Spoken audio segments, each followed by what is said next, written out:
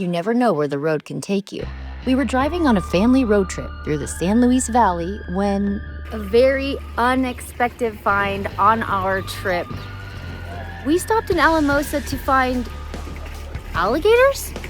what looks like a roadside curiosity in Alamosa turns out to be something much bigger. I mean, lots of people are very surprised to find that there are alligators out here. Lots of people are very curious as to why there are alligators out here. And honestly, there's lots of people who think that it's some sort of joke. It's definitely not a joke. It's a rescue. Alligators were brought here to Colorado by the Young family. They were operating a tilapia farm in 1977. And they brought alligators here to eat the waste, right? They were cutting the meat off the fish, and that left the carcass of the fish. And so they brought alligators to dispose of that. You know, time went on, people realized, oh, you know, you have alligators here. That's really cool. They wanted to come see it. And then slowly from there, it turned into, you know, the police calling and saying, well, we had to confiscate an alligator. Or the zoo saying, hey, we've got alligators we can't handle anymore.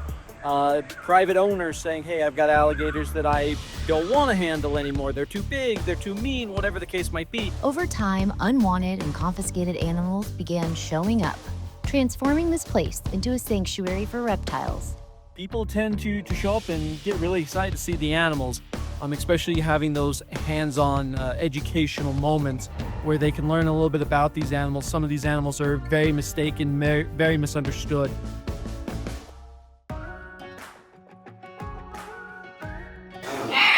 This is an American alligator right here. He's a year and a half old. You can pet him, you can touch him anywhere except for the face. This is one of the reasons people buy alligators. They are kind of cute when they're small. They're, 8 inches long, an ounce and a half out of the eggs. They grow up to 8 or 10 feet long for a girl, 10 up to 15 feet for the boys. And so people get rid of them.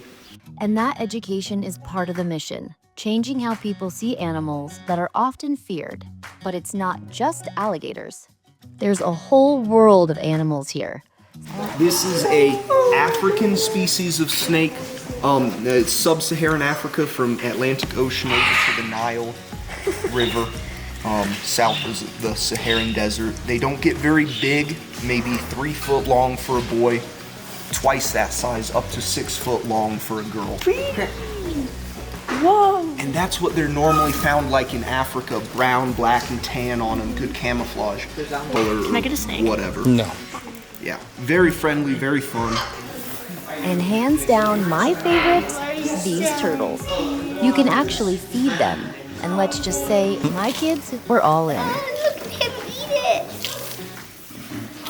So cute! Can you pet them? Look at you. You're hungry.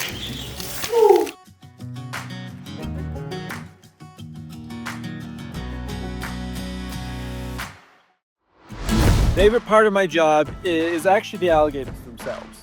I get in with these guys all the time. I do feedings with them. I work on training some of them, and honestly, I just get in there for fun and You get inside with them. yes, I do all the Okay. time. All right. Yeah, And you've been bit before. many times. You can see scarring right along there, But it was worth right across here. Absolutely worth Okay. it. No, I am not afraid of the alligators at all. The crocodiles I'm not afraid of. It is the caiman that terrify me. Why the caiman? So alligators are the most placid out of the 3 of them.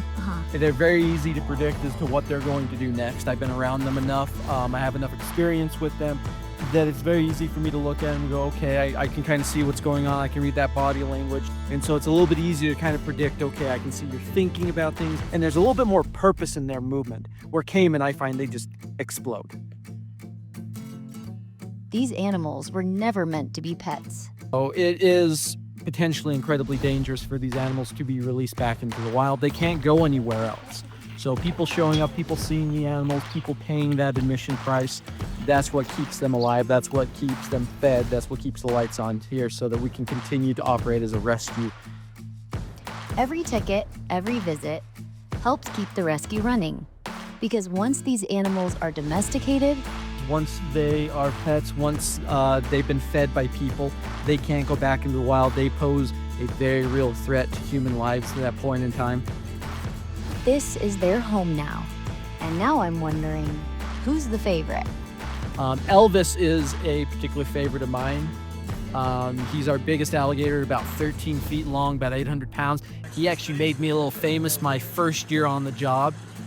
We had a little mishap when we were trying to feed him a turkey, and I slipped, and he was that close to taking my leg off. That video went viral.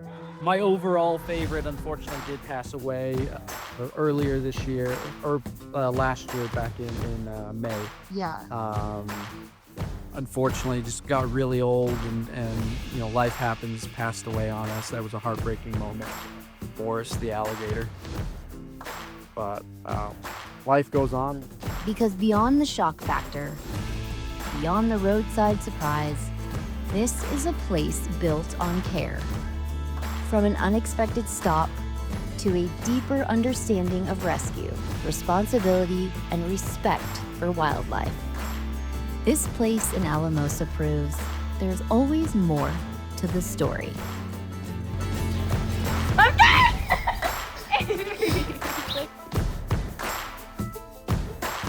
For PBS 12, I'm Erica McClaugherty.